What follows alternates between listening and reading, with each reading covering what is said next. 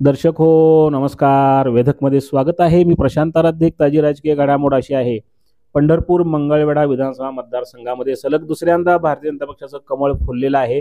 2024च्या सार्वत्रिक विधानसभा निवडणुकीमध्ये भाजपचे उमेदवार समाधान आवताडे हे 8,455 मताधिक्यानं विजयी झालेले आहेत.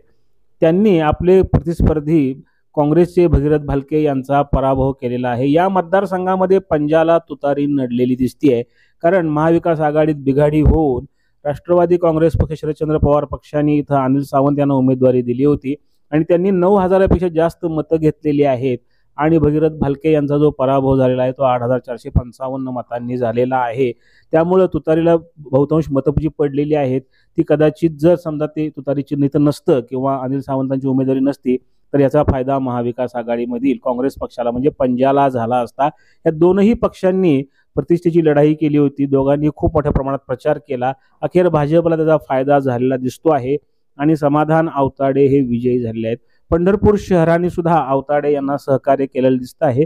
त्यामुळे इथून 828 मताचं, म्हणजे पंढरपूर शहरातून जेव्हा पुढचं मतदान सुरू झालं तेव्हा इथून आवताडे यांना 800च्या आसपास मतांचं मताधिक्य होतं. मात्र मध्यंतरी काही गावांमध्ये पंढरपूर तालुक्यातल्या म्हणजे कवठाळी, वाखरी यासारख्या, गादेगाव यासारख्या भागामध्ये भालके यांना लीड मिळालं. तसंच मंगळा भागातही काही गावांनी भालकेंना लीड दिलं होतं. त्या जोरावर भालके यांनी फार मोठी टक्कर दिलेली आहे. मागच्या पोटनिवडणुकीमध्ये 2021च्या त्यांचा 3700 मतांनी पराभव झाला होता.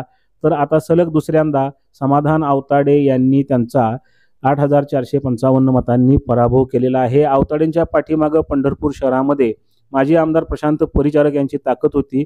त्यामुळं आवताडे यांचा विजयाचा मार्ग सुकर झालेला आहे आणि भाजपनं आपली जागा राखलेली आहे. सोलापूर जिल्ह्यामध्ये भाजपला चांगलं यश मिळते, त्यामध्ये पंढरपूरचाही समावेश आहे. दरम्यान परिचारक समर्थकांनी तसेच आवताडे समर्थकांनी आता मतमोजणीनंतर मोठ्या प्रमाणात शहरामध्ये जल्लोष सुरू केलेला आहे.